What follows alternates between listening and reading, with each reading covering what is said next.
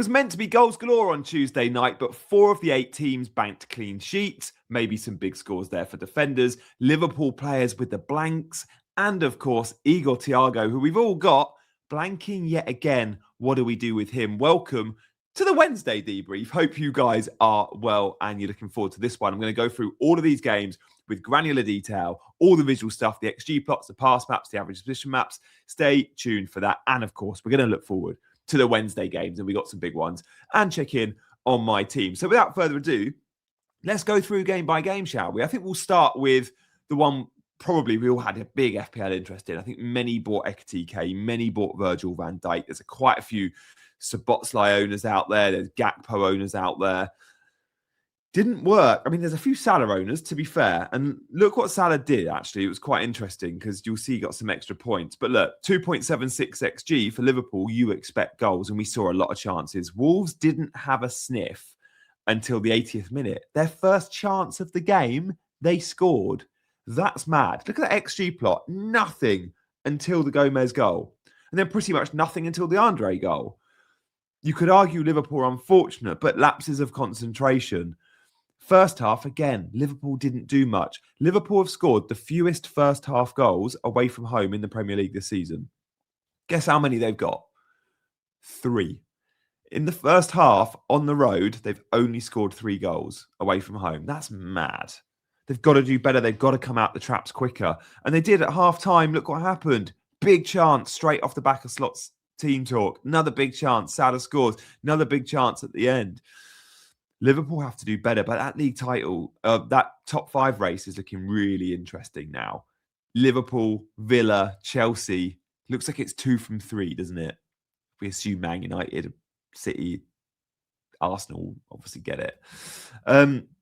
We've seen the shot map, like plenty of big chances there, and Wolves with very, very little. A lot of Liverpool's chances, though, has to be said, set pieces. And this is why so many have bought Szoboszlai. This is so many have bought Van Dijk. And you would argue, last night proves those decisions are absolutely fine. 2 of their XG from set pieces. That's pretty massive.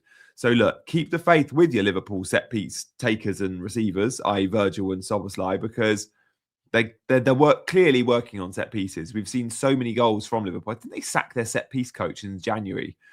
They've got a new guy in. I did hear as well, I think it's Arsenal, their set piece coach gets a bonus every time they score from a set piece. So it's just a major part of the game now, clearly. Average position map, as expected with no Wirtz, it's Szoboszlai 10, it's Gakpo left. When Wirtz comes back into the team, though, and he could be back in game week 30, it's going to be really interesting what happens here. Szoboszlai is clearly going to start, right? But where does Szoboszlai and Wirtz play together if Frimpong is fit? Because ordinarily this season, just by chance, a lot of the time, both those number 10s have been fit. There's been a problem at right back, so Szoboszlai slots in there. Not at the moment. Frimpong looks fine, and actually you looked really sharp last night. You're either going to see Szoboszlai playing in the McAllister role alongside Gravenberch, and it'll always be Szoboszlai plus one of them. Although that midfield double pivot of McAllister and Gravenberch has worked, certainly last season, a bit this season. They've not been in the same game. Certainly McAllister's game's dropped. Or does Szoboszlai stay in the 10? And Wirtz play on the left and Gakpo drop out. With all that said, the risks are Gakpo. I think McAllister and Gakpo will be one of them missing out. There is a world in which even Salah drops out and Szoboszlai plays on the right. Just watch that space too. But obviously the goal last night, Salah did look good. And this is the average position map we're very used to seeing with Mo Salah. High, wide, and sexy. It's Bukayo Saka. It's Mohamed Salah. It's Rayan at Bournemouth. There's often one outlet. Semenyo when he was at Bournemouth. There's not one outlet, and it's no defensive responsibility there for Salah. And Salah did get some extra points last night. Doesn't always get them, even when he does score a goal in a 3-goal game. But 27 BPS, fair play. Andre only beat him there, and Frimpong right behind with 25. Frimpong conceded 2 goals. Still amongst the bonus. As was Kirkez, and Szoboszlai, fair play. And Szoboszlai got the DEFCON. He was the guy I was toying between him, Gakpo, and Dye for a Rice replacement. It was between those 3. I held in the end. Szoboszlai, nice little return there. You got the 2 appearance points, you get 2 DEFCON, and you get some bonus chucked in. Not bad. 6-pointer, it feels like he got a return. Wolves, we're not really buying Wolves players, are we? Who's their next two? Yeah, it's Brentford, and then obviously they blank. Mateus Mane, always high, little defensive responsibility, free roll. And then you look at the quality in the middle of the park with players like Andre and João Gomez, international players, good players. I don't think Wolves keep them in the Championship. There will be a lot of Premier League clubs that want them. So that's Liverpool. Next couple of games for Liverpool. Do we keep the faith? Yeah, we have to. It's Tottenham and Brighton. It's why we went and bought Ekitike and Virgil, and Szoboszlai as well. You could argue the triple up is still on. I still think a triple up is very viable. The XG was encouraging last night, even if the result wasn't. The chances are there. And Tottenham and Brighton is two nice fixtures where you'll always have chances. Keep the faith with Liverpool is, I guess, my verdict there. Eyes on Frimpong, eyes on Szoboszlai, eyes on Wirtz when he returns. Maybe a 31 punt for me will be Wirtz. I'll be selling players like Declan Rice likely in 31. Guys, do hit that like button as well. Recording this bright and early at 6:45 a.m. on a Wednesday morning. And I'll be doing a Thursday debrief, which I think will probably be a little bit more fun because the Wednesday night games are proper all action. So stay tuned for that one this time tomorrow. And obviously, we'll be updating more about our ranks and our teams then because there's so much football still to be played. We'll also be reacting to Haaland. We know Haaland's going to be fitting in the squad. He's available. That leak has already come out. We don't know he starts, but we know he's available. So good news there on Erling Haaland. But obviously, we've got huge FPL interest in the Wednesday night games. Like Aston Villa, Chelsea, Brighton, Arsenal, Fulham, West Ham, Man City play. Newcastle versus Man United, another big one. So looking forward to that one, guys. So make sure you're in this time tomorrow morning. But let's crack on with the other games from last night. Because another big one for FPL. The biggest one for FPL last night was Bournemouth-Brentford, right? And guys, do hit that like and subscribe button if you're new around here. Thanks as always for the support. Drop a comment if you got a question as well. So look, let's do Bournemouth-Brentford because I think this was the biggest game for FPL interest. I had a Bournemouth player and I had a Brentford player. So I had 2 in my 11. And I think a lot had 2 in their 11. A lot actually had the double Brentford with Dango and Igor Thiago. And Dango was actually quite quiet. I'm watching the games and watching Brentford. Well, there's 2 big takeaways from this, actually, for me in terms of midfield slots. All the traffic went to Dango last week. And I myself went against that and went Rayan, right? So 2 wide forwards, 1 for each team. Watching these games, straight away, I'm like, oh, I made a big mistake. And we'll talk about Tavernier in a minute. And then I'm looking at the Dango owners going, did you make a mistake? And we'll talk about Sharda in a minute. Sharda and Tavernier might be the wide forwards we should have picked, guys. If we got that one completely wrong. But look, Bournemouth dominant. And when Bournemouth clock 2 XG, you expect them to score because they've got some good finishers. Krupi, the best of them all, didn't start last night. And his XG on target is amazing. Brentford didn't really do much, and Bournemouth deserved their clean sheet. And if you own Hill and you own Senesi, happy days. As always with Brentford, set pieces are important to them. Slightly concerning that in open play, they only created 0.15 XG. I think just 1 chance in open play. But going to Bournemouth is tough. We talk about Bournemouth defence not being very good, and I say that a lot.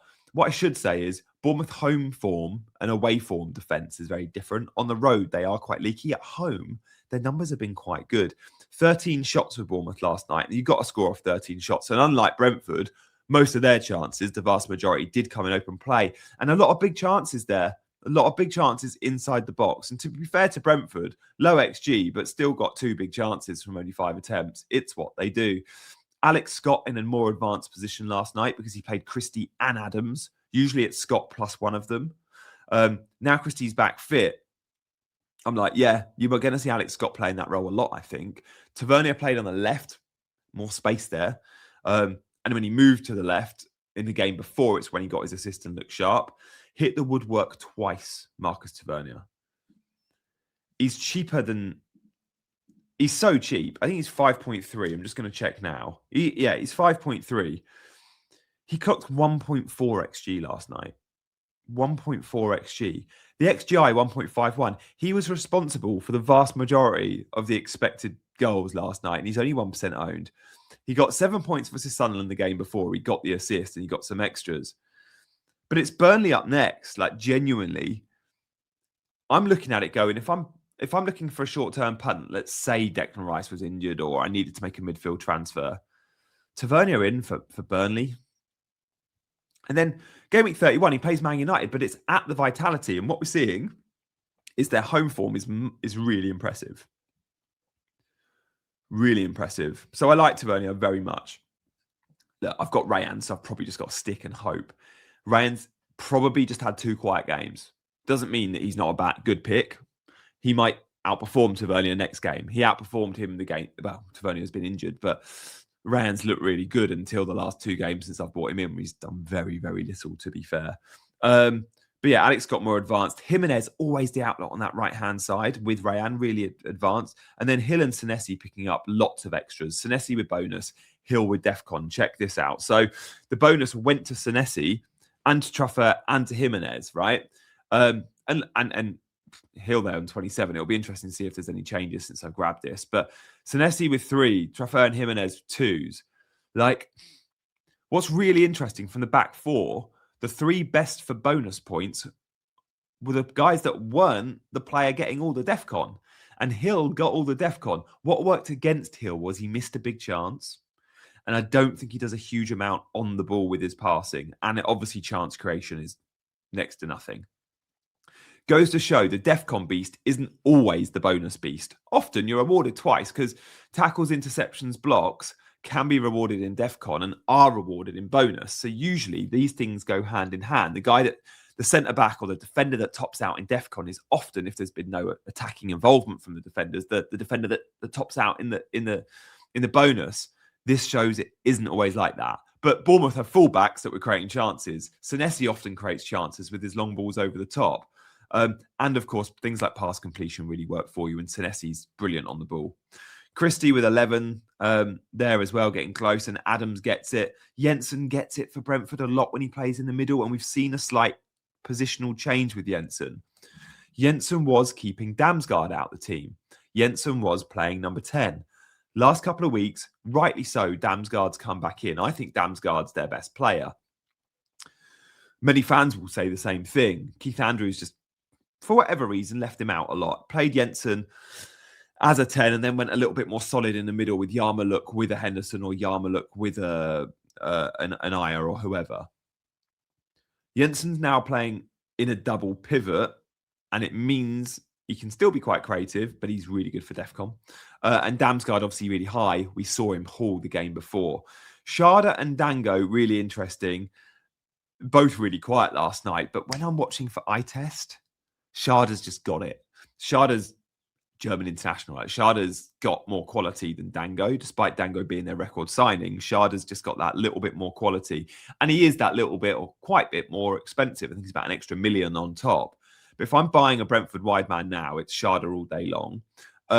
Igor Thiago, though, we've put him on the thumbnail because super disappointing again last night and didn't do much. He looks neat and tidy, though, on the ball. And look, when you see the fixtures, it's Wolves and it's Leeds. It's Wolves and it's Leeds. You have to keep him, don't you? I think you have to keep him. But it is now, 6 blanks from 7, I think, for Thiago. Ordinarily, that's a forward we're selling without a second thought. Okay, he's had, 1, 2, 3, 4, 5, 6, 7, 8. It's 6 blanks in 8. He's had 2 goals in 8. And what was concerning last night, which all the other blanks, you go, he's been getting the chances. Concerning last night, XG 0.00, XA 0.04, he did nothing in terms of goal threat. Keep the faith because of the fixtures. Remember, just like Bournemouth, Brentford much stronger at home. Brentford have Wolves at home coming up and then Leeds away. So I think we're good there, right? I think we're good there to keep the faith. Let's move on to Leeds versus Sunderland. I don't want to make... I'll show you my team in a minute. I'll talk about stack on my team. Even football match. 2 very low quality teams at the minute, you'd say. And ordinarily, 2 teams that would be relegation threatened, but Sunderland will be a top half team this season because they've been awesome with their results. But Sunderland did very little. They needed the penalty, but take that penalty away take the penalty away, and Sunderland's XG is 0.07. 0.78 XG for the pen, 0.85 in total. They only had one chance away from the penalty. Look at the shot map. Sorry, two. Two shots. Two shots, 0.9. Sorry, the penalty is given 0.79 on between the post metrics, 0.78. Means you've got a 79% chance of scoring a penalty. That's what that means, right? And you see the big chance. It's the pen. But look at the other two little shots that are worth nothing. Leeds, 17 attempts versus Sunderland's 3. The problem for Leeds is attempts. What have they all got in common, those shots? You're all saying it, right? You're all looking at those tiny little dots, and you have 17 shots, and it's not about the number, guys. It's not about the quantity. It's about the quality. And Leeds didn't rack up any quality. That's why none of them were big circles. None of them were big chances. Little chance Leeds. We call them big chance Brentford. We're going to call them little chance Leeds. Come on. Come on. 6 shots there from 30 yards. Like, Brentford aren't allowed to shoot from 30 yards, by the way. But inside the box, again, it's a lot of scrappy ones. Blocked. Tight angles. You've got to work some big chances. And Sunderland, when you got centre-backs like Ballard and Alderete, they do very well of holding their own central and forcing players out wide, and they're quite good at it. But Leeds at home, you expect to have a little bit more quality. And a lot we're looking at Dominic Calvert-Lewin this week. Fair play if you bought him. Sorry, not fair play if you bought him. Unlucky if you bought him. But, you know, a lot of these shots, you're not going to score goals off small chances unless you've got elite finishers. And I don't think Leeds have elite finishers. So, yeah, an even football match. But Leeds dominated the shots, but didn't dominate in terms of quality. But you do take that penalty away. And some might argue it was a soft handball from Ampadu. I watched the game and, yeah, it's a penalty. But take the penalty away, and then it isn't an equal football match, and Leeds dominant and should be winning it 1-0. And it felt like it was going to be a 1-0 Leeds. I very nearly bought Rodon. Must be said, there was a huge chance for Leeds that did go in, and it was a centimetre offside. Rodon header. Stack assist that would have been. I've got Stack. What a free kick. I don't think there's many better dead ball takers in the league than Stack. In fact, I'm going to say the best 2 in the league are Rice and Stack on current form. Rice and Stack hit the best corners and the best free kicks at the moment for me. Soboslai, of course. 3 of them. Average position map. Look at my boy, Anton Stack. Guys, he's meant to be like a fairly defensive-minded midfielder before he came to Leeds. Look who he's playing. Last 3 games he's played in this role. Inside forward on the right. Off Calvert-Lewin. And it was Aronson that got the early sub over Stack when they're sending a Willy Nonto on. I'm like, oh, is Stack going to come off? No. And I needed Stack to stay on to get me DEFCON. And by the way, he still gets DEFCON when he plays in this position. 14 defensive contributions. It's the double right back of Justin and Bogle. It's a bit of a weird back 4, back 5 hybrid. It's sort of a back 5 in possession with Bogle and Goodmanson really, really high. But look, Stack, no goal involvement. 20 BPS. If he gets that assist for the Rodon header, it's a different game. It's probably 1-0 Leeds, and Stack gets 3 bonus. Gutted. But I did get the DEFCON, so I can't complain. Alderete, that's the second game in a row he's had around 20 DEFCON, and Ballard 16. But it shows it was all Leeds, right? The centre-backs had to do a big job for Sunderland. Big job they were. And Elborg came in and played in goal. No roofs. If you had roofs for Sunderland, you missed out on a clean sheet goalkeeper points. And the new Swedish goalkeeper on his Premier League debut comes in, keeps a clean sheet. Love that. I don't think we need to talk much about Sunderland. As much as I own Matt Mukiele and go by the defenders, but no one else.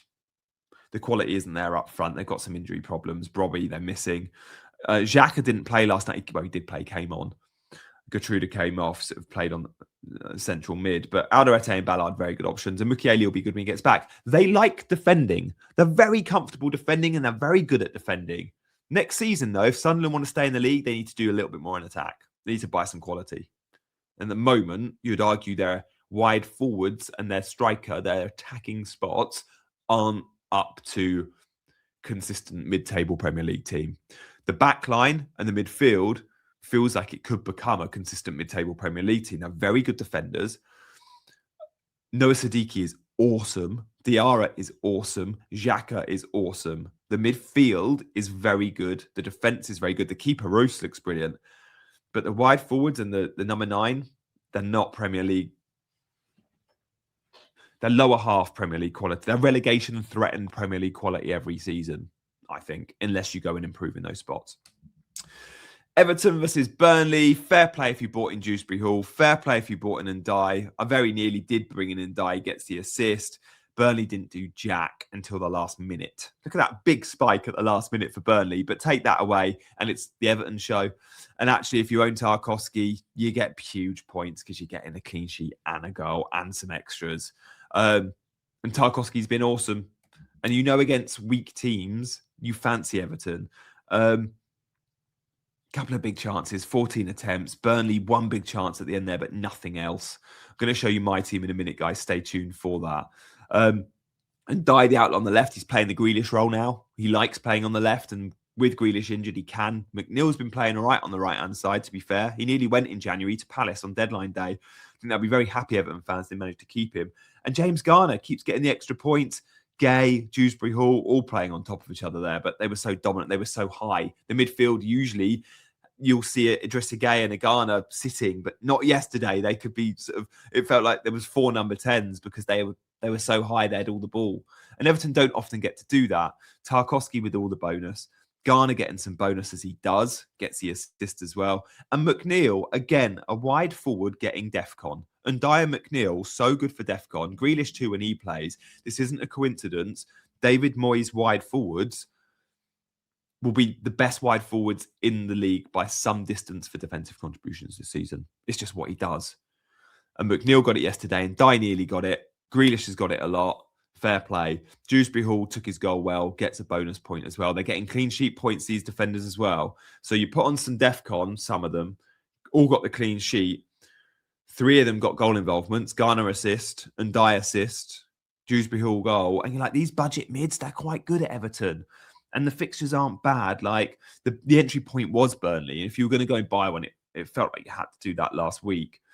Arsenal away is obviously tough, but Chelsea at home, I feel like they'll do all right against Chelsea, the amount of chances Chelsea concede. Let's look at my team, shall we? Guys, I've also just left on screen my Patreon. If you want to scan the QR code or click the link in the description, you can sign up for free to my Patreon. I'm doing exclusive content on Patreon only.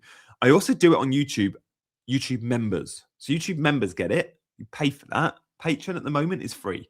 So if you want to be a YouTube member equivalent, scan the QR code, click the link in the description. I'm doing written articles. I'm doing videos just for Patreon and, well, just for members. Right, let's check out my team then, shall we? I don't want to talk too much about the players playing tonight because so many of them are flagged. I really hope O'Reilly starts. I really hope Haaland starts. I really hope Rice starts. I'll probably get 2 of the 3. Arsenal clean sheet would be nice. Virgil disappointing with 1. Rayan disappointing with 3. This was a game I really thought he might get something. He was quiet.